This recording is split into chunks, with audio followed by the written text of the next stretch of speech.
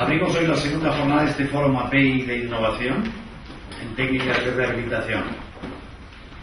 Bueno, el objetivo de este segundo foro es seguir insistiendo en sistemas y soluciones de este segmento del mercado de la rehabilitación que no ha sufrido tan fuertemente la situación de contracción que ha habido en la industria de la construcción en España durante los últimos 3 años.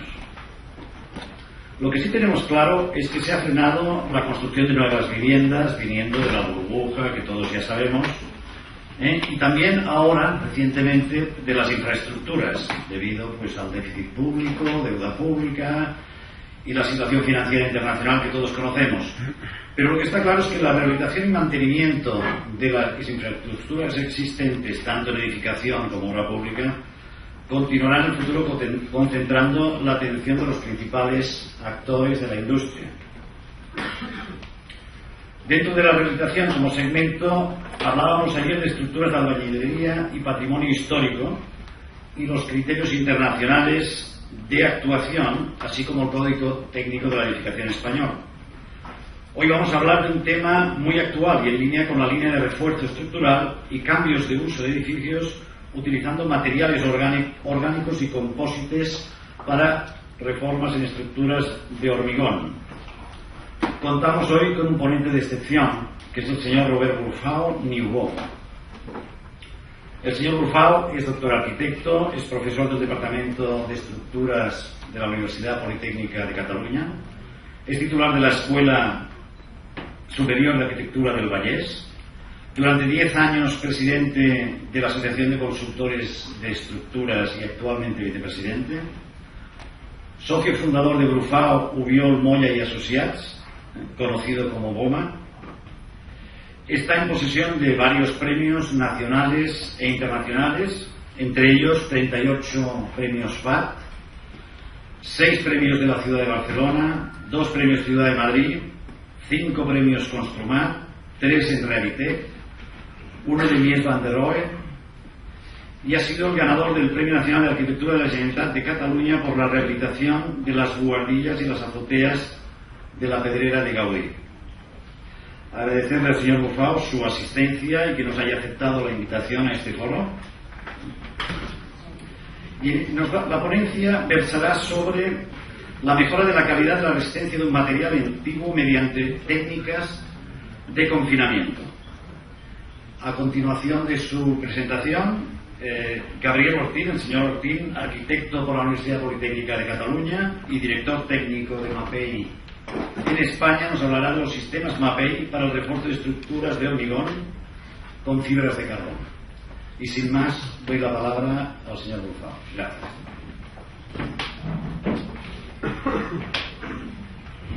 Buenos días.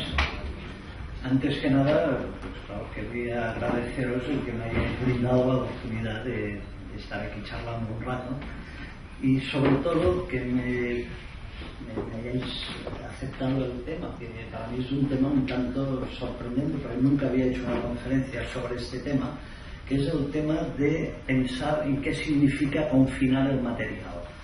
Es decir, algo que después en la segunda sesión me imagino que veréis ya en aplicaciones reales, y lo que quisiera yo es explicar cómo lo que está detrás del confinamiento o antes del confinamiento aplicado a la construcción. Por tanto, lo que voy a exponer no es tanto una clase de estructuras, un poco sí, pero luego me derivaré hacia otras cosas del mundo cotidiano para que entendamos lo que significa pues, el confinamiento y las bases teóricas que están previas a este concepto. Voy a intentar.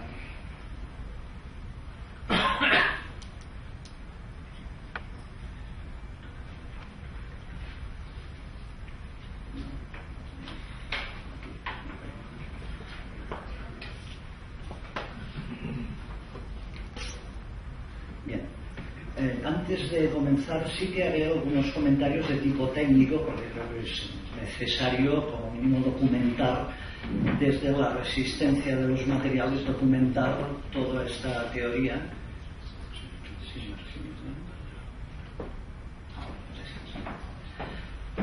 Y entonces el primer concepto básico para entrar en el mundo del confinamiento es lo que se llama el efecto de Poisson, en honor al físico que descubrió este principio, el principio de Poisson o el efecto de Poisson. El efecto de Poisson es muy fácilmente comprensible y se basa en que un elemento estructural o un elemento cotidiano sometido a una carga, voy a gesticular un poco, sometido a una carga compresiva, apretando, se ensancha. ¿Por qué? Porque si lo apretamos, lo comprimimos, por otra cosa que comentaré después, por la ley de Hooke, tiene un acortamiento. Si se acorta, el volumen puede variar, pero dentro de unos límites muy pequeños. Entonces, si se acorta, también se ensancha. Y este es el primer principio para comprender lo que viene después. El principio de Poisson funciona tanto en positivo como en negativo, es decir, funciona comprimiendo y funciona traccionando. Funciona traccionando en el sentido de que si estiramos el elemento, lo alargamos y a la vez lo estrechamos en sección transversal, o sea, en planta queda más pequeña. Hasta aquí es una simple explicación de que las variaciones de volumen son muy limitadas. Esto para ilustrarlo lo podemos entender, por ejemplo, con esta imagen de dos pequeñas maderas circulares a las cuales les hemos introducido un clavo o un tornillo por las cabezas enfrentadas detrás de las maderas y con un cuerpo, una pasta, un cuerpo entre ambos límites. Entonces, si nosotros con los dedos separamos estas dos maderas, el cuerpo que está en el interior tiene esta depresión transversal, fruto de que al traccionar tiene una contracción lateral. Lo mismo ocurriría en dirección positiva, y aquí ya comenzamos a ver algunas cosas muy cotidianas. Es decir, ¿cuántas veces habéis tenido algo en la mano que apretando se ensancha y aumenta su planta, sus dimensiones en planta? Muestro algunos ejemplos, la más conocida, la galleta Príncipe, las de antes, las de ahora, dudo que llegue a salir la chocolate. Hace algunos años apretábamos la galleta Príncipe y desbordaba. Bueno, pues describo que detrás del ejemplo de la galleta Príncipe hay muchas de las cosas que supongo que explicarás después, ¿no? Otro ejemplo, el helado de corte, cuando ha perdido ya la dureza de la temperatura inicial, cuando lo cortamos recién sacado de la nevera, ha pasado un ratito, apretamos las dos galletas y el helado también es una buena demostración del efecto de Poisson. Poisson es este señor de aquí, de toda la teoría de la resistencia de los materiales y de la física aplicada y todo esto, pues es del siglo finales del XVIII y principios del XIX. O sea, Poisson también supongo que se situaría en esta época. Aparte era Poisson, yo creo que lo habréis estudiado en muchísimas cosas, no solo en este aspecto, también en la física de otras disciplinas también aparecía el señor Poisson. Eran estos sabios universales que dominaban prácticamente todo. Bien, vamos a ver otras aplicaciones ya un poco más raras del efecto de Poisson. Por ejemplo, cómo conseguimos sacar la pasta dentrífica en el momento de ponerla, aplicarla sobre el cepillo. Bueno, pues yo creo que hay que comprimir en una dirección, y entonces como si el tubo de Colgate está lleno, recién estrenado, por ejemplo, y está tapado, nosotros intentaremos comprimir y no habrá manera, es decir, no hay forma de que cambie las dimensiones, quizá un poquitín, pero no demasiado. Sin embargo, a la que le damos un punto de escape, por el efecto de Poisson, al comprimir en una dirección, expande en la otra y basta que haya un pequeño orificio que el material sale. El material es proyectado hacia el exterior y lo extendemos encima del cepillo. Bueno, os he enseñado 3 aplicaciones o 4, luego veremos algunas más, pero ya más centradas en el tema del enfrasamiento con lo que hemos venido aquí, que es para explicar el trabajo de las fibras que confinan elementos comprimidos. El segundo aspecto que yo creo que es necesario conocer para lo que voy a explicar y que después también continuará el señor Ortín, es la ley de Hooke. Hooke es otro gran científico, mucho más antiguo, es del siglo XVII, y Hooke es el que enunció aquella ley que dice: si tú aprietas, tanta es la fuerza, tanta es la deformación. Es decir, que según la fuerza que se aplique, la deformación es proporcional, el comportamiento de la proporcionalidad elástica. Esto los que habéis estudiado en ingeniería, arquitectura, pues seguro que habéis entrado en esta teoría. Y Hooke lo que viene a decir es que si tenemos un elemento y lo traccionamos, es decir, estiramos de él, o al revés, lo comprimimos, este elemento sufre un alargamiento, que es lo que estoy señalando con el cursor. Este alargamiento es directamente proporcional al peso que se le aplica o a la fuerza que se le aplica, tanto si es de tracción como si es de compresión. Es decir, la longitud inicial, vamos a suponer, ya pensando en columnas después, que es 3 metros, si le entra una carga compresiva de 100 toneladas, pues se va a cortar pues 3 milímetros, 2 milímetros, lo que por cálculo salga en función de unas fórmulas que ahora no viene al caso de explicar, pero que sí que está cuantificado por fórmulas por la teoría de Hooke. Y entonces, entendiendo, por ejemplo, que un prisma inicial, que es en línea continua que tengo aquí, le sometemos a una fuerza de estiramiento, de tracción, una carga P, sufrirá un alargamiento. Este alargamiento lo podríamos cuantificar, como decía, por la ley de Hooke, que es, bueno, pues está en cualquier libro de estructura, lo encontraremos. El acortamiento transversal por el efecto de Poisson, y aquí ya pongo en relación el principio de Poisson con el principio de Hooke. En este dibujo prácticamente los dos quedarían señalados. A nivel de volúmenes, bueno, pues cuando estiramos, la variación de volumen, como he dicho antes, no es cero. Hay unas pequeñas alteraciones posibles en función de que el material sea más o menos poroso. Si el material es muy poroso, sí puede haber un poco de pérdida de volumen aparente. Sin embargo, digamos que, al menos en números gordos, el volumen inicial y el volumen final deberían coincidir bastante. Y esto nos explica el hecho de que un acortamiento en una dirección implique un ensanchamiento en la otra. Y al revés, un ensanchamiento, una compresión en una implica una contracción en la otra. Si planteamos la idea de un pilar, y ahora voy a quizá ir centrando, aunque me voy a desviar bastante a menudo, si planteamos la idea de un pilar que recibe una carga, vamos a suponer 100 toneladas, y reacciona contra el suelo le aporta una reacción de 100 toneladas. Y cualquier punto interior de este pilar inicial que estaba trabajando con unas tensiones, ahora el punto entendamos como un pequeño elemento, un pequeño trocito de pilar que queda con unas fuerzas también de compresión, que le aprietan en las caras horizontales, aprietan verticalmente, como veis en este esquema.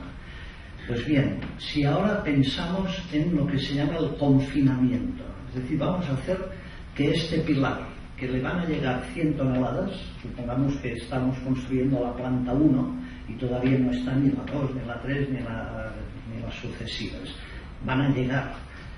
Pues bien, si nosotros a este pilar le impedimos, como sea, luego veremos maneras de impedirlo, le impedimos como sea que se pueda ensanchar, en este momento ocurre un comportamiento muy singular, que es que este punto, como se quiere ensanchar y no puede, porque hay un cinturón que está inmovilizando la planta. La planta no puede crecer.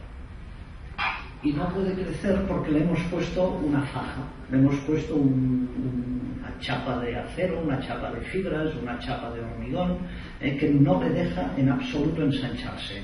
Entonces, ¿qué ocurrirá? Como por la ley de Hooke tiene que acortarse, no queda más remedio que deben ponerse en marcha mecanismos para encontrar otra forma de equilibrio. Y este punto, por la misma razón que no le hemos dejado ensanchar, el cinturón queda trabajando, el cinturón se estira. La frase apretarse el cinturón no es banal, da para pensar mucho. ¿Qué quiere decir apretarse el cinturón? Quiere decir, yo aprieto el cinturón y comprimo el cinturón contra el estómago y contra la musculatura del estómago. Hago una fuerza de este tipo. Pero por el principio acción-reacción, si yo hago una fuerza hacia adentro, mis músculos aprietan hacia afuera y hacen que el cinturón quede trabajando traccionado, o sea, está estirado. Como el cinturón, igual que una fibra de carbono o igual que un anillo, es un elemento que resiste bien a tracción, no se deja deformar, no se deja alargar. O sea, no permite este ensanchamiento y lo que hace es que, al no permitirlo, comprime totalmente cualquier punto interior de la columna. Y entonces los puntos de la columna ya no trabajan como aquí, como a la izquierda, sino como a la derecha. Es decir, este punto estará ya comprimido en 3 direcciones, estará tricomprimido, en cualquier dirección está comprimido. Y un cuerpo muy comprimido en todas las direcciones es un cuerpo muchísimo más resistente. Un punto comprimido en 3 direcciones es mucho más resistente que un punto traccionado en alguna dirección. La tracción tiende a romper, la compresión tiende a consolidar.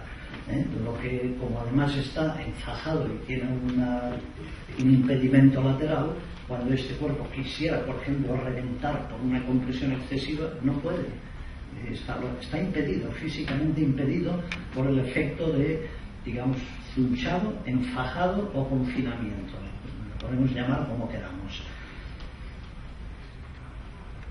Es decir, lo que os comentaba, ¿no? Que este cuerpo con una camisa pasa, en lugar de tener solo una compresión vertical, pasa a tener una compresión en 3 direcciones y encuentra un equilibrio distinto.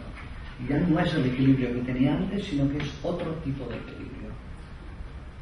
Esto para mí es la base de lo que vamos a explicar a lo largo de hoy. Entonces, maneras de actuar. Se pueden hacer anillos discontinuos. Por ejemplo, 3 cinturones, 3 bandas de material resistente. No es necesario que sea una camisa total, puede ser fragmentada y el comportamiento será quizá un poco menos eficaz, pero funcionará. Y lo que estaremos es comprimiendo otra vez en 3 direcciones el punto. Entonces no nos debe sorprender encontrar encamisados discontinuos.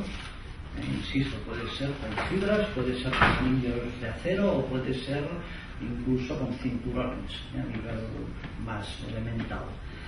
Y lo que podemos conseguir con unos anillados perimetrales cada X centímetros de distancia es tener absolutamente controlado el pilar y hacerle muchísimo más resistente a compresión y a otras cosas que veremos. También mucho más resistente a que no pueda producirse, mirando a las manos, en movimientos tangenciales de este tipo.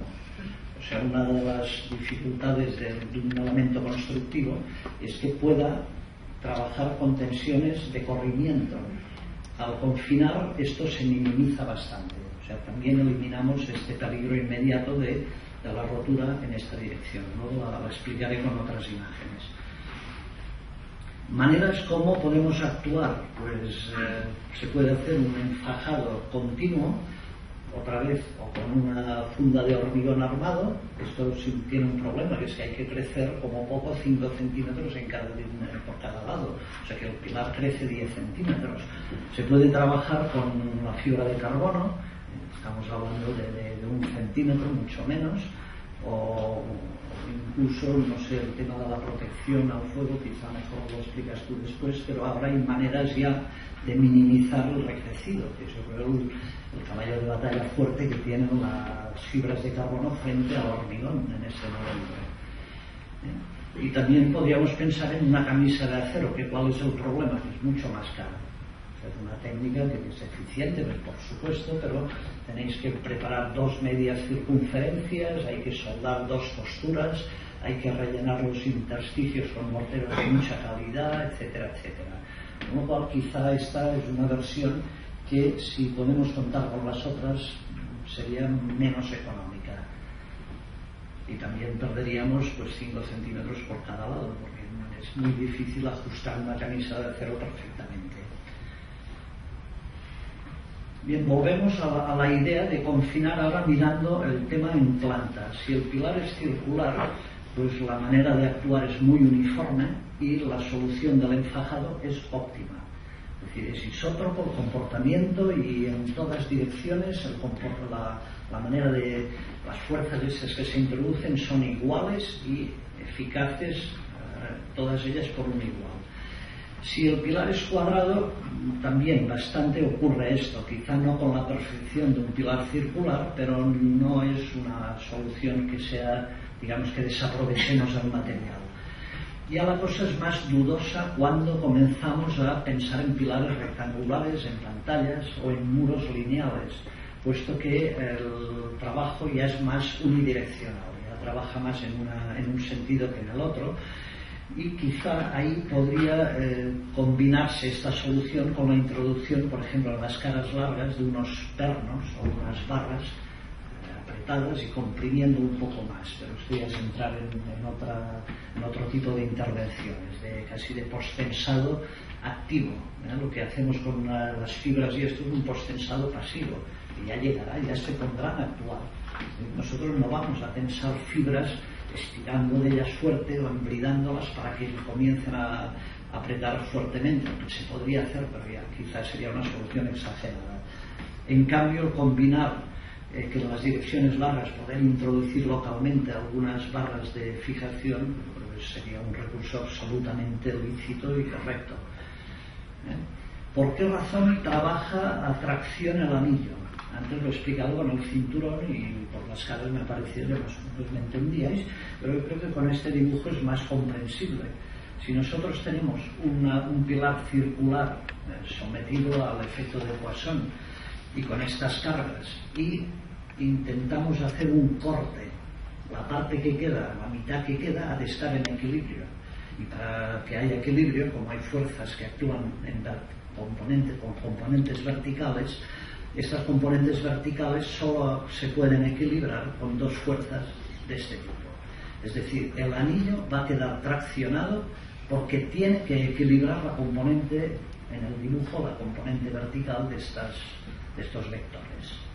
Por tanto, entendemos que sí, que el cinturón efectivamente está traccionado. Bueno, pues otra vez el principio acción-reacción. Lo que introducimos por el efecto de Poisson, que son unas fuerzas radiales hacia afuera, o sea, el pilar quiere expandirse. Y como no puede porque está impedido, pues empuja. No puede, pero empuja. Entonces introduce unas fuerzas de dentro hacia afuera y la camisa, por el principio de acción-reacción otra vez, las tiene que introducir hacia adentro. Y ahí hay un equilibrio. Esto pues se puede quedar eternamente así, en equilibrio, sin que ocurra nada. Veamos ahora ya elementos de construcción aplicados ya a elementos verticales y dejando un poco las galletas yendo a tubos, a recipientes. La típica cafetera de Embord, que supongo que todos habéis activado alguna vez.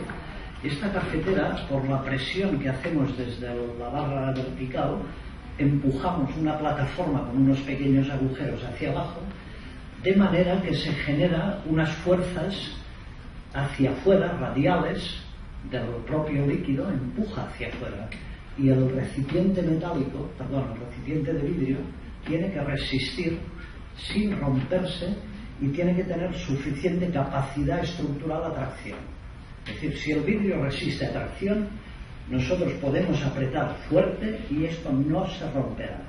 A pesar de todo, una persona una vez me comentó que sí había roto, que en una ocasión había visto romper. ¿Qué pasaría? Pues luego el vidrio debería ser de mala calidad o igual sería irregular, que por un lado sería más ancho que por el otro, no sé la razón, pero sí que está trabajando fuerte a tracción horizontal. El efecto del cinturón, la tracción está aquí. También otra vez el efecto de Poisson está presente en esta imagen de aquí. ¿Por qué razón? Porque si nosotros comprimimos con el Embord, el material pues tiene que, por su volumen, no puede desaparecer al bajar, por tanto sube por los pequeños orificios y sube ya convertido en café. Bueno, esto es otra cosa. El recipiente, cualquier recipiente, pensemos en una botella llena de líquido, pensemos en un extintor de incendios que tiene el material dentro empujando, pensemos en un camión cuba que está lleno de un líquido que ejerce presión. Pues todo esto son situaciones en que el recipiente debe aguantar presiones y por tanto tiene que actuar haciendo el efecto de camisa, de faja, que comprime el material que está en el interior. Supongo muchos tendréis presentes determinados tipos de madera, de troncos de madera, que resisten muy mal las tensiones tangenciales. Que la resina pues, puede ser de poca calidad y si la madera, pues, por ejemplo, trabaja a flexión, se puede romper y a menudo podemos ver hendiduras estructurales, por causa estructural, que normalmente reforzaremos, podemos reforzar también con anillos, el material que sea, acero, carbón, fibras de carbón, lo que sea, pero después llenamos las hendiduras, las llenamos con morteros adecuados y el efecto de la camisa de enfajado hace que este elemento ya sea resistente, yo diría ya eternamente. Eternamente no, pero vamos, que recupere la capacidad estructural. Una solución que durante muchos años hemos aplicado, probablemente antes de estas tecnologías más nuevas, es el colocarle anillos a base de pletinas horizontales que unen 4 angulares colocado uno en cada extremo. Esto seguro que lo habéis hecho muchas veces, veo por aquí algunos constructores, seguro que también lo habéis aplicado muchísimas veces. Pero hay 2 planteamientos en esta situación.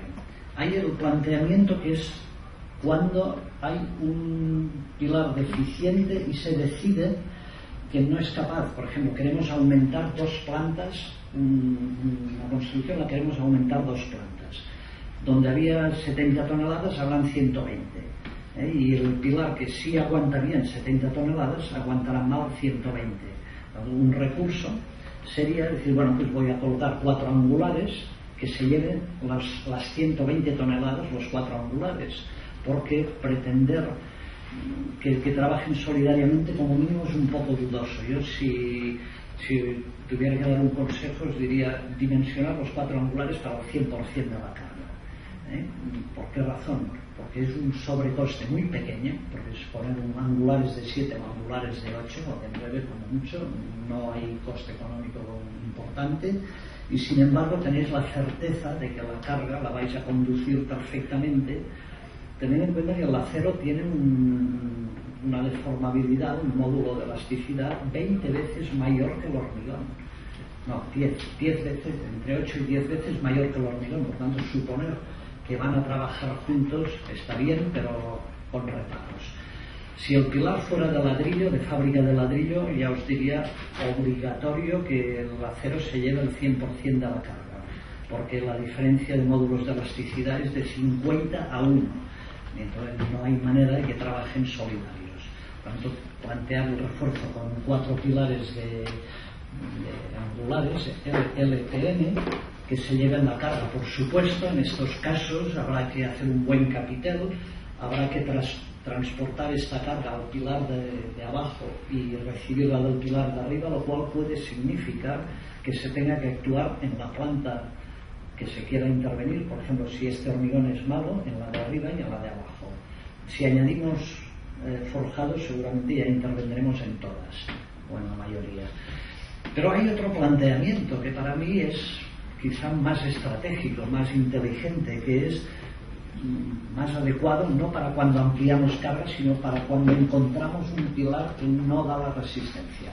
Que vais, una vez la obra terminada, vais con el esclerómetro pinchando todos los pilares y ostras, este da una resistencia muy baja. Sacáis una probeta y efectivamente comprobáis que la resistencia es baja. En este caso, más que reforzar para que los angulares se lleven toda la carga y implicar la planta de arriba y la de abajo, lo que yo propondría es que hagáis un encamisado de este pilar y os olvidéis de la planta de arriba y de la planta de abajo, que os limitéis a actuar por efecto de zunchado enfajando, confinando el material deficiente que, por supuesto, mejorará muchísimo su resistencia. Es una intervención estratégica para evitar algo mucho más complicado, que es tener que traspasar 3 plantas, ¿no? El problema.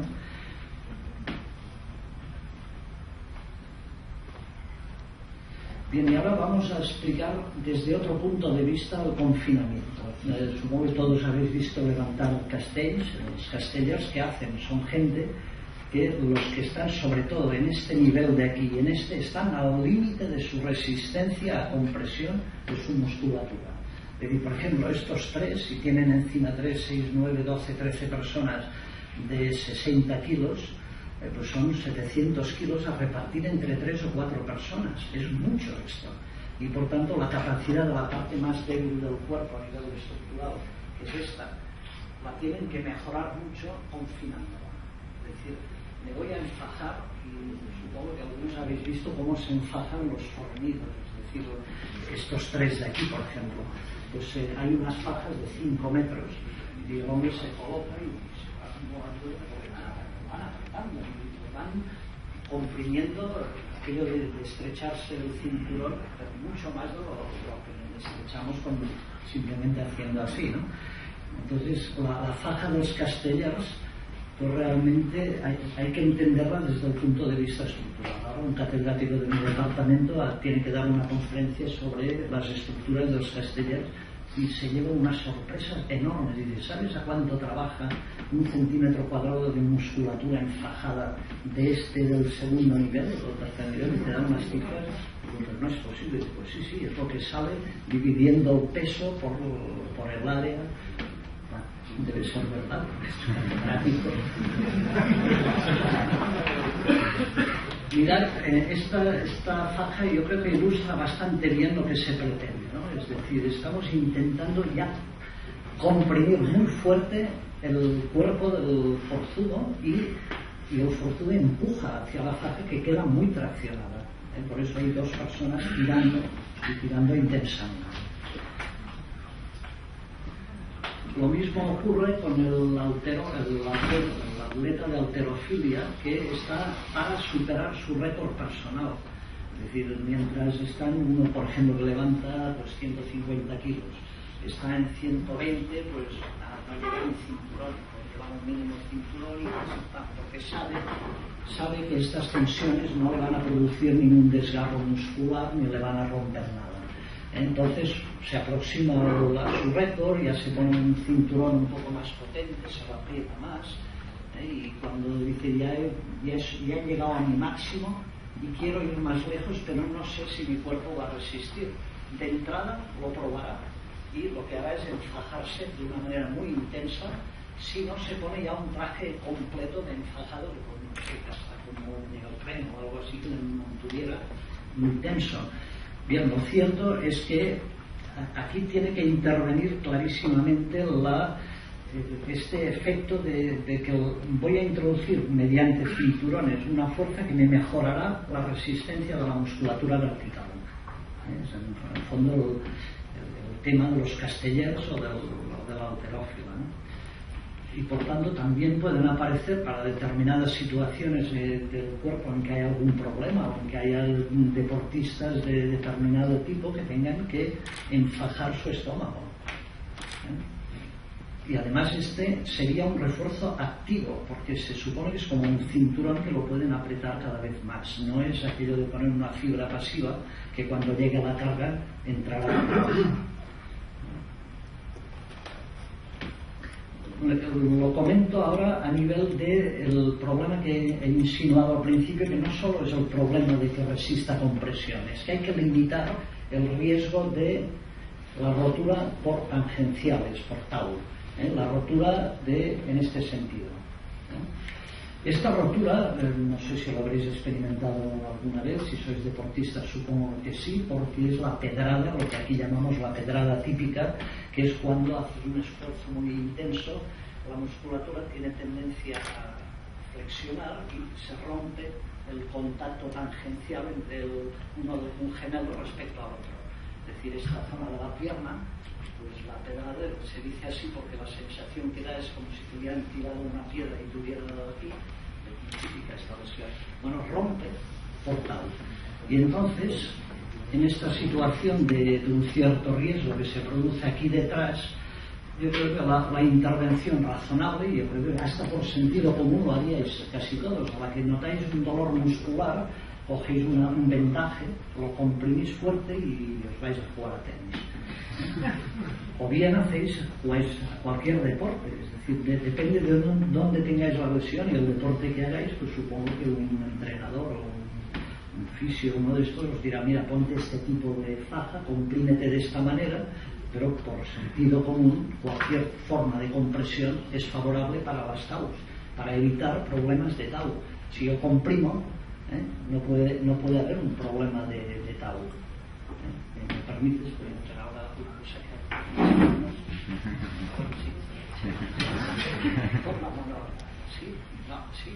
Y ahora te la voy a capturar.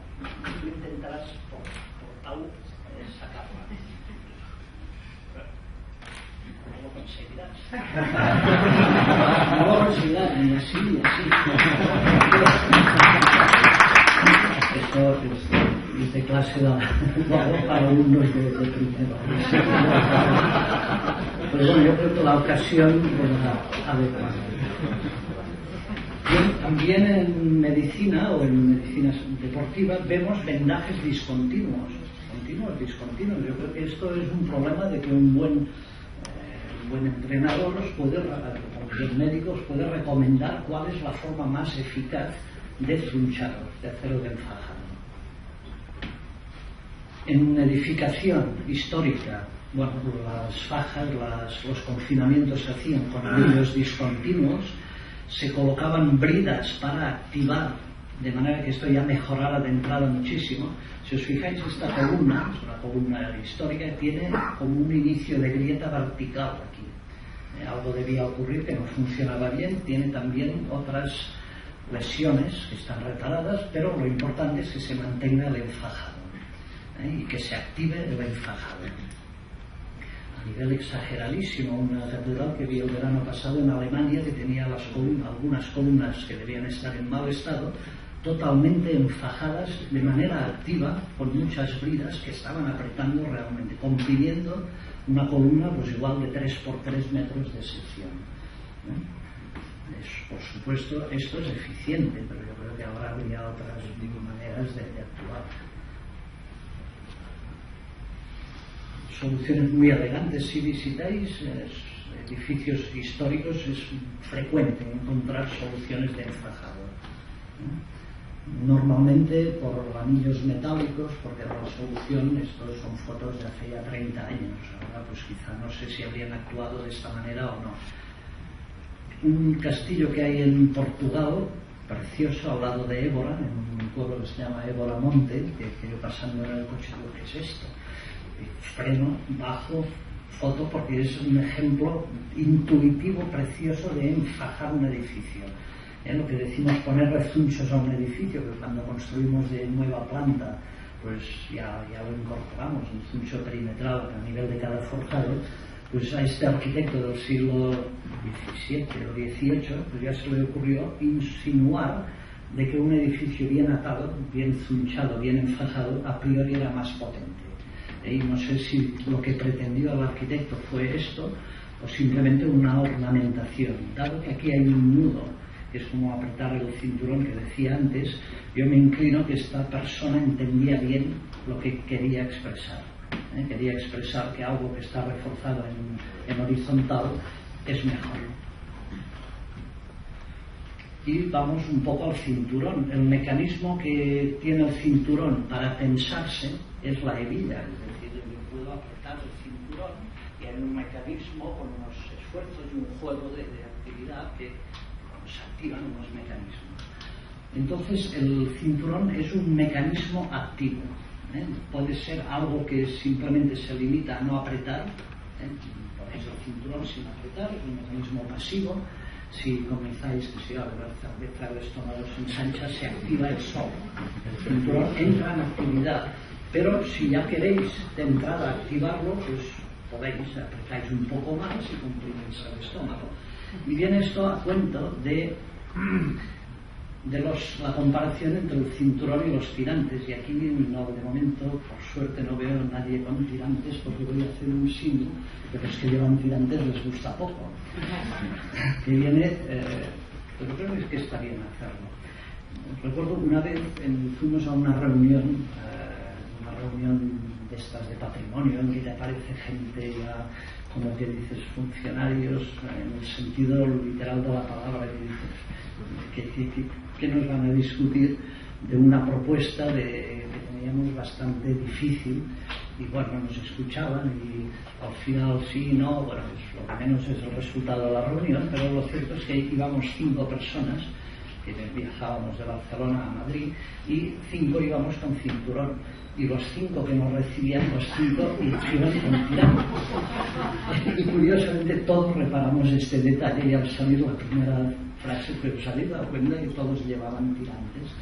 Y uno hizo el comentario de decir, bueno, dice, claro, dices que ya son gente que ya están como un poco de vuelta, ya son pasivos un poco.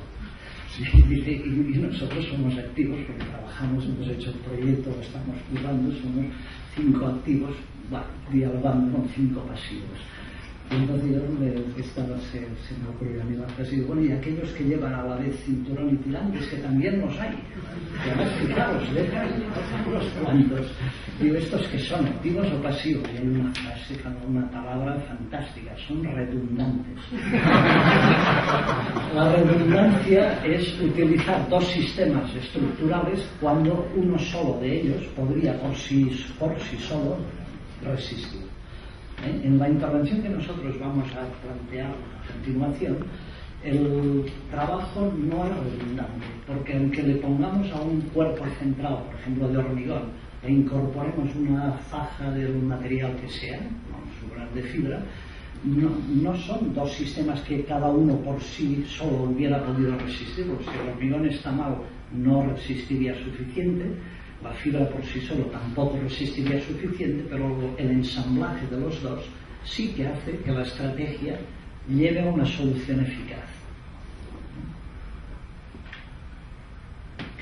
Bueno, otros ejemplos de confinamiento, las botas de vino. Yo creo que es otra situación, estos anillos que hay aquí, por la manera como se cortan las diferentes piezas de madera, por el hecho de que esto está lleno de material que empuja hacia afuera, que tendría tendencia a romper las piezas de madera. Pues el mejor efecto es un buen enfajado. Este mismo dibujo lo hizo un alumno de primero de carrera, también incorporaba los castellers para explicar el mismo fenómeno.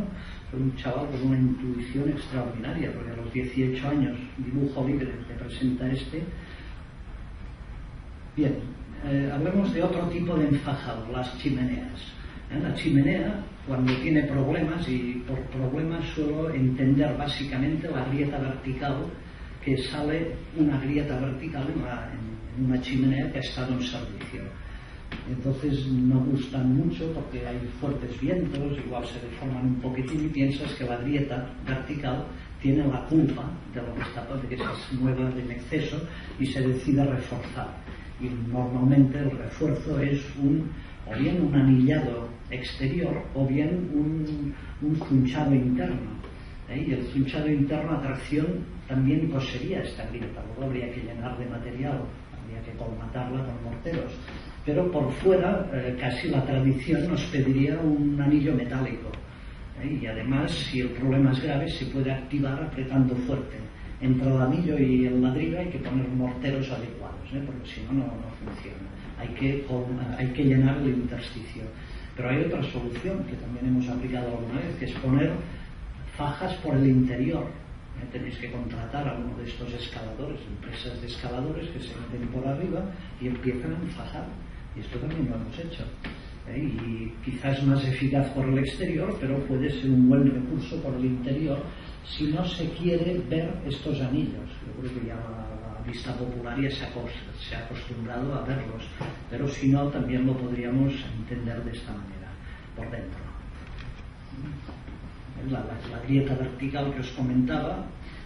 Esta grieta, curiosamente, el origen ha sido siempre muy discutido, y yo no tengo ninguna duda. Para mí, la grieta vertical de una chimenea es por causas térmicas.